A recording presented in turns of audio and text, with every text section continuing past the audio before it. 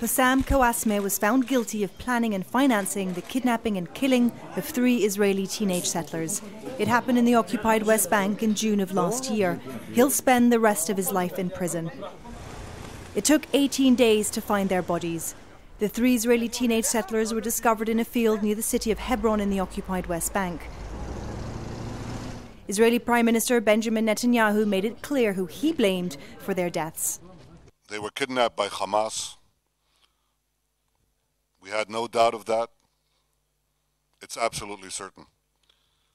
Hamas repeatedly has called for the kidnap and murder of Israeli citizens. The search for the killers prompted one of the biggest crackdowns by the Israeli army in the West Bank. There were hundreds of incursions, homes were ransacked, and many Palestinians were arrested. And people's freedom of movement was restricted, and almost the entire leadership of Hamas in the West Bank was also arrested. Israel bombed targets in Gaza and Hamas fired rockets into Israel. Tensions were building around the Gaza Strip, with increasing rocket fire panicking the Israeli border communities, and there was frustration among Israelis that the government wasn't doing enough to stop it.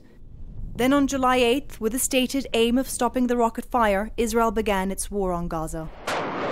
That lasted 7 weeks. Over 2,000 Palestinians were killed, many of them civilians, while 66 Israeli soldiers were killed along with 7 civilians. Many do believe that the kidnapping and killing of the 3 Israeli teenage settlers set off a chain of events that led to this war.